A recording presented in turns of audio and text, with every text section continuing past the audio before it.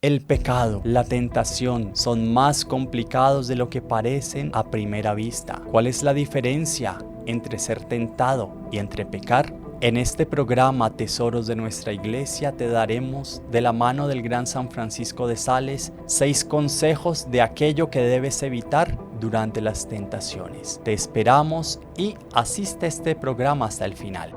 Tesoros de nuestra Iglesia. 6 cosas que no debes hacer para enfrentar la tentación. Muy estimados amigos, Salve María, sean bienvenidos a este su programa Tesoros de nuestra Iglesia. Y el día de hoy traemos un tema demasiado importante para tu vida espiritual. Son 6 cosas que no debes hacer para enfrentar la tentación.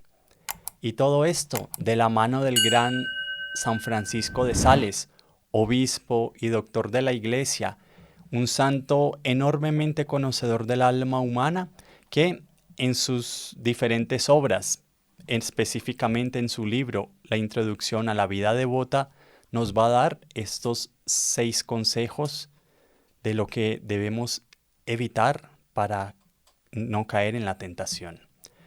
Y primero que todo, vamos a ponernos un poco en contexto y hacer una pequeña comparación acerca de la vida cristiana.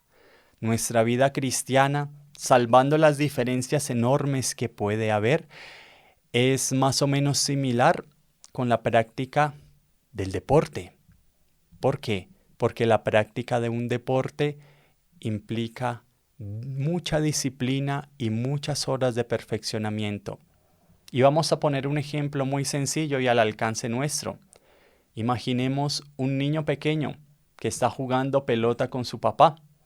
La única cosa que el niño pequeño tiene que hacer es lanzar la pelota a su papá. Que si su papá está justo al lado izquierdo y la pelota va al lado derecho, el papá, al ver ese niño tan pequeño, inmediatamente se va a correr al lado donde está la pelota, ¿verdad? Y ahí, pues mientras el pequeño va perfeccionando, pues ahí van pasando los años y tiempo después el niño crece y ya no va a estar su padre jugando la pelota con él, van a estar otros compañeros. Y el niño va a tener que afinar su capacidad de disparar al arco y de pasar la bola a sus otros compañeros. Y así como el deporte implica sacrificio, abnegación, lo es mucho más nuestra vida cristiana, que es ese camino nuestro de relacionamiento con Dios. Y del mismo modo, cuando ya nos hemos habituado muchas veces a realizar una acción y comprendemos después que aquello que realizábamos no está de acuerdo a los planes de Dios y que es un pecado, allí es una lucha muy complicada para nosotros lograr vencer aquello que ya estaba tan arraigado en nuestra propia alma.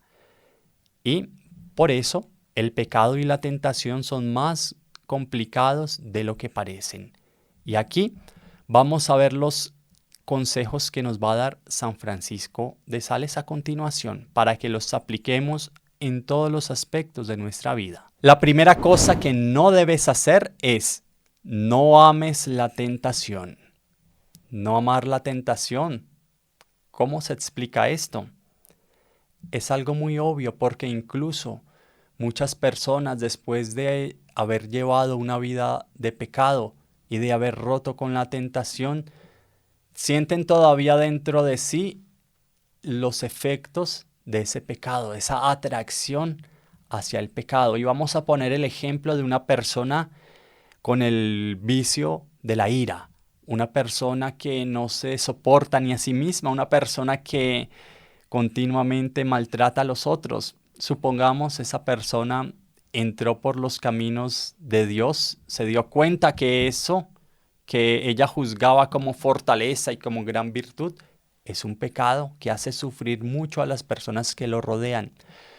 Pero que esa persona dejó ese pecado, dejó ese vicio de la ira, pero que interiormente se complace en pensar: no, como yo sería contento si pudiera cantarle la tabla a fulano, regañarlo y y bradar y gritar y vociferar. Cuando la persona tiene en su mente eso de querer bradar, gritar y vociferar, y tiene como ese gusto y como esa atracción todavía al pecado y no rechaza inmediatamente ese pensamiento, allí se da lo que San Francisco de Sales nos dice. La persona empieza a amar la tentación y cuando se empieza a amar esa tentación es el primer paso para tristemente volver a caer. O cuando una persona, los médicos le dijeron, usted tiene diabetes, usted por nada del mundo puede acercarse al azúcar. Y la persona empezó a hacer su régimen alimenticio, pero de un momento a otro él pasa por el supermercado y pasa justo por la sección donde están los panes. Y hay un pan dulce, unos panes con azúcar, con dulce de leche. Y ve cómo otras personas cogen ese pan y lo abren y lo saborean. Esa persona que es diabética sabe que por salud no puede comer azúcar, tiene que estar lejos del gluten, de los dulces. Y la persona dentro de sí siente como que ese apetito, como que se le hace agua a la boca a uno, ¿verdad? Y si la persona no corta enérgicamente eso de raíz, allí la persona ya está amando la tentación. Y es eso el primer punto que San Francisco nos da para enfrentar la tentación, es no ames la tentación. El segundo punto que nos da San Francisco de Sales, no te dejes caer en tentación. ¿Sí? Escucharon bien, no te dejes caer en tentación, porque nosotros en el Padre Nuestro rezamos y repetimos toda la vida, no nos dejes caer en tentación y líbranos del mal. Y aquí cuando aplicamos este no te dejes caer en tentación, es porque somos nosotros en últimas aquellos que decidimos si caemos o si no caemos, ¿verdad? Y para uno no dejarse caer en la tentación son necesarias dos cosas muy importantes: la previsión y la honestidad. La previsión, vamos a poner un ejemplo muy sencillo. Supongamos un ejemplo con unas señoras, pero podría ser con un hombre también, una señora que va a una peluquería, a un salón de belleza, o el señor que va a la barbería. Y resulta que esta persona sabe que siempre que va a la barbería o que va al salón de belleza, siempre el peluquero o el barbero están hablando del uno, hablando del otro, mientras la otra señora que le están aplicando el tinte le responde, sí, porque es que fulanita es un desastre, no sé qué, sí sé cuánto. O el señor que le están haciendo la barba, en medio de la cara llena de espuma, no se aguanta las ganas y también empieza a criticar a la otra persona a la que el barbero está criticando. Y si nosotros sabemos que somos débiles en ese punto de murmurar, de hablar mal de los otros, y si nosotros vemos que vamos a caer y empezamos también en la conversación a mal hablar de los otros, ¿verdad? Allí, ¿qué nos faltó a nosotros? Previsión. Esa previsión de que sabíamos que nos íbamos a colocar en esa ocasión próxima de pecado, de ofender a Dios por medio de la murmuración, del chisme, y no pusimos de nuestra parte todos los elementos necesarios para no caer allí. Y el otro punto es la honestidad. Esto es algo sumamente importante, el ser verdaderamente honestos y leales con nosotros mismos, y cuando hagamos nuestro examen de conciencia, darnos cuenta de que verdaderamente si ofendimos a Dios y lo ofendimos en un punto. Y es algo que muchas veces los confesores tienen que lidiar enormemente, porque la persona llega al confesionario y dice, Padre, yo me acuso porque no refrené mi lengua y me acuso de tal cosa y tal otra. Pero ahí la persona está diciendo no refrenó la lengua, pero recordemos que para la confesión, para que haya materia de absolución, tenemos que decir en qué punto no refrené la lengua y cómo fue. Y ahí es que el sacerdote va a preguntar a la persona, bueno, hijo mío, hija mía, ¿en qué no refrenaste tu lengua? Padre, en que... Y la persona iba a responder, yo no fui previdente y fui a la barbería o fui al salón de belleza, empezaron a hablar mal de fulanito y yo también empecé a hablar y a criticar a los otros. Empecé a rajar de esa persona. La expresión rajar de una persona viene de la época de la colonia española, donde estaban los cuadros. Recordemos que no habían fotografías, sino que eran retratos pintados al óleo. Y cuando una persona tenía antipatía por otra persona, conseguía a veces el modo por medio de un criado, de un empleado de esa casa, de coger con una navaja y rajar ese lienzo sobre la persona. Y eso significa la expresión rajar de alguien. Es quitarle su buena fama, quitarle su buena honra por medio del chisme y de la calumnia. Y la solución para uno no dejarse caer en tentación es muy sencilla. Es evitar la tentación, porque el que evita la tentación evita el pecado. Otra cosa que no debes hacer es la siguiente: es estar angustiado. Sentirse tentado no es pecado. Es decir, siempre que nosotros no hayamos causado la tentación colocándonos en el camino de la tentación. Por ejemplo, en el caso de la persona que estaba en el supermercado y pasó por la panadería, el diabético, ¿se recuerdan? Que partieron los panes y él así que no podía comer ese pan. Bueno, una cosa muy diferente si la persona fue al supermercado y pasó por allí inadvertidamente, por esa sección que para esa persona debería estar totalmente vetada. Ahí la persona le llegó la tentación inopinadamente y tuvo un momento de fragilidad y cayó. Pero si yo voy al supermercado siendo un diabético con la intención de pasar por ese pasillo de las golosinas, por ese pasillo de los panes dulces, yo ya me puse en tentación, me puse en ocasión próxima de pecado, ¿verdad? De ofender a Dios. Y una cosa es eso, pero cuando uno no ha puesto las condiciones para uno caer en el pecado, el demonio muchas veces coloca en el alma un sentimiento de angustia, de frustración. Y el gran San Francisco de Sales, cuyos consejos estamos aplicando hoy en nuestro programa, él nos va a decir algo muy impresionante que debemos guardar para nuestra vida. Y es lo siguiente: la preocupación, la ansiedad es el mayor mal que puede sobrevenir al alma después del pecado. Porque cuando nosotros perdemos la paz, cuando nos dejamos llevar de la angustia y estamos enfrentando la tentación, el demonio nos va a colocar la idea de que esa tentación es mayor a nuestras fuerzas y que vamos a sucumbir, y que no adelanta nada de que nosotros hagamos buenos propósitos para no caer. Lo importante no es sentir, lo importante es no consentir en aquellas tentaciones y no permitir que el enemigo nos robe esa paz de alma y esa tranquilidad para nosotros enfrentar valientemente las tentaciones. La cuarta cosa que no debes hacer es la siguiente: no prestar atención en las tentaciones.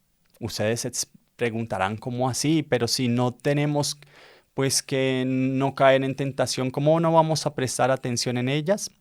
Y aquí San Francisco de Sales, como dijimos, profundo conocedor del espíritu humano, él nos va a describir dos cosas: las tentaciones mayores y las tentaciones menores. Por ejemplo, ¿qué sería una tentación mayor y una tentación menor?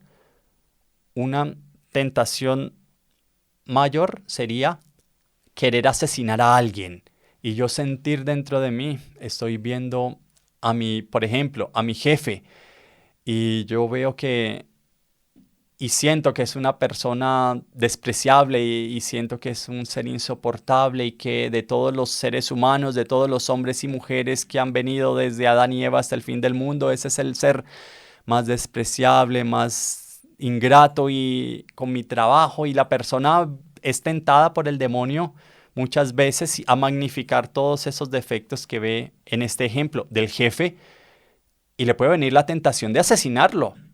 Dice, no, yo voy a coger ahorita que salga del trabajo y como no me quiero manchar las manos, pues voy a contratar a 2 sicarios para que le den hasta por debajo de la lengua y acaben con este hombre o con esta mujer. Esa sería una tentación mayor, la tentación de asesinato.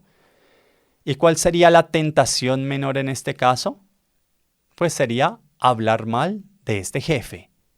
No perder ocasión para estar hablando mal de él, a veces aumentando con un poquito de sal, de picante, esos defectos propios, murmurando, calumniando, sabiendo que también la murmuración y la calumnia no matan el cuerpo como el asesinato, sino que matan el alma y matan la buena reputación de una persona. Otro ejemplo de una tentación mayor sería, por ejemplo, estoy en mi trabajo, soy el encargado del área contable y tengo una necesidad muy grande de un dinero y sé que el jefe no me lo va a prestar. Y la persona dice, bueno, yo voy a tomar dinero de la caja menor y ya después a fin de mes yo lo devuelvo. La tentación mayor sería esa de coger ese dinero indebidamente, sin pasar por los conductos regulares. Y la tentación menor sería yo codiciar y decir, es que fulanito gana más que yo, ese hombre no hace nada en el trabajo y yo que me la paso de sol a sol aquí, no recibo lo que recibe él, que no hace nada, en cambio yo sí. Ahí vemos como la tentación mayor sería el robo, la tentación menor sería la codicia. Y creo que nos vendría bien un tercer ejemplo, ¿verdad? El tercer ejemplo sería un hombre que es enteramente fiel a su esposa, a su matrimonio, consagrado a su hogar, a sus hijos. Este hombre que de ninguna manera querría romper el voto matrimonial. De un momento a otro llega una compañera nueva al trabajo y como decimos le empieza a hacer ojitos, ¿verdad? El cambio de luces que dicen. Y este hombre puede tener la tentación mayor que es, dice, no, pues aprovechemos la oportunidad y démonos una canita al aire, cometiendo así el pecado de adulterio, que es un pecado gravísimo. ¿Y cuál sería la tentación menor ahí? La persona decir lo siguiente, no, yo hasta allá tampoco voy a llegar, pero bueno, una miradita no hace mal de vez en cuando, hay que admirar la belleza de la creación, lo que Dios puso en todas las obras. Esa sería una tentación menor. El adulterio, la tentación mayor, el tener la mirada suelta, la tentación menor. Ambas son tentaciones hasta el momento en que la persona consiente y voluntariamente en ese pensamiento de adulterio, en ese pensamiento de liberar la mirada y estar mirando aquello que no debe. La persona consciente en el momento en que dijo, sí, yo voy a echarle mano a esa plata de la caja menor, o consciente en ese pensamiento de estar murmurando porque los otros ganan más que él y él no. Y es algo muy importante. La principal tarea para nosotros vencer las tentaciones cuando nos vienen esos pensamientos es dejarlos pasar, no prestar atención en las tentaciones. Eso es lo que nos quiere decir San Francisco de Sales aquí. El no prestar atención es dejar pasar esos pensamientos que nos perturban y nos roban la paz, porque después de la tempestad siempre viene la calma. Y él ponía un ejemplo maravilloso de cómo debemos obrar con la tentación. Y es el siguiente. Cuando nosotros tenemos él decía, tomamos un pote de miel de abejas y lo aplicamos encima de nosotros, que nos bañe de pie a cabeza. Las abejas van a venir y van a tratar y se van a parar encima de nosotros. Lo que debemos hacer no es enfrentar a las abejas y coger un periódico en nuestras manos y aplastarlas, porque sabemos que en el momento que hagamos eso, ese aguijón se va a clavar dentro de nosotros. Sino dejarlas pasar, que en algún momento ellas se irán. En este caso, La tentación es representada por esa miel de abejas y por esas abejas pertinaces que están continuamente molestándonos. A las abejas no se les presta atención, como decía él. A las moscas tampoco, simplemente se las ignora. Y es lo que debemos hacer con las tentaciones. El quinto punto es muy importante. No lo conviertas en un juego de voluntad. Y ustedes dirán, bueno, ¿qué significa esto? ¿Qué será lo que San Francisco nos quiere decir con no convertir la tentación en un juego de voluntad? Es lo siguiente. La gran causa de nuestras caídas es la autosuficiencia. En nosotros juzgarnos únicos, seres independientes que no necesitamos de absolutamente nadie, de ningún hombre y ni siquiera del propio Dios. Y muchas veces la perspectiva para enfrentar la tentación cambia de la siguiente manera. Cuando la persona tiene estos pensamientos de autosuficiencia y dice, yo ahora voy a demostrarle a Dios todo lo bueno que yo soy, porque no voy a caer, porque yo soy muy bueno y Dios va a ver, vas a ver, Señor, cómo yo no caigo. Esa sería una perspectiva equivocada. ¿Cuál sería la perspectiva correcta para no caer en la tentación? Y aquí nos lo va a decir San Francisco de Sales. En lugar de tener esos pensamientos de autosuficiencia, debemos decir, amo a Dios y por lo tanto odio el pecado, porque Él daña mi relación con Dios y me separa de Él. Y yo, por amor a Dios, no quiero consentir en nada que me separe de mi Creador, de mi Hacedor, de mi Redentor. Por lo que vemos aquí, la autosuficiencia es aquello que más produce las caídas del ser humano. La autosuficiencia, el no querer depender, el no querer ser inferiores a Dios, el no querer recibir su ayuda, es aquello que más nos hace caer.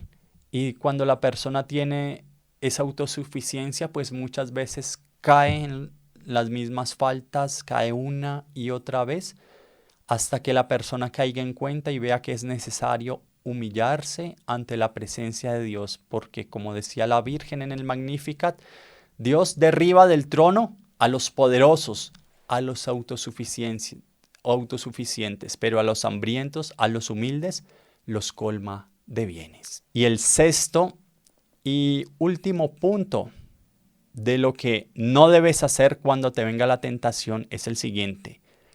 No te quedes callado. Y alguien podrá decir, pero ¿cómo va a ser? ¿Cómo yo no me voy a quedar callado si yo siento que golpea en mi corazón las olas del orgullo, de la maledicencia, de la impureza, de la envidia, de la gula, de la soberbia, de la ira? ¿Qué va a decir mi confesor cuando yo llegue a manifestarle tantas miserias y tanto pecado? Pues muy sencillo. Tu confesor ya ha escuchado a lo largo de su ministerio sacerdotal muchos y muchos pecados, y créeme que tú no vas a llegar con algo nuevo. No vas a ser tan genial para inventarte un pecado nuevo, del cual tu confesor no pueda absolverte ni pueda darte el remedio para salir de él. Así que lo más importante cuando estamos siendo acometidos por la tentación es no quedarnos callados y recurrir a la confesión.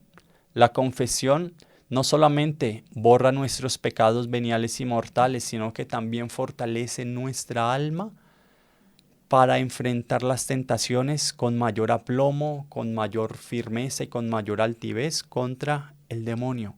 Recordemos, debemos ser humildes para con Dios, pero altivos e inflexibles contra el mal y contra el demonio.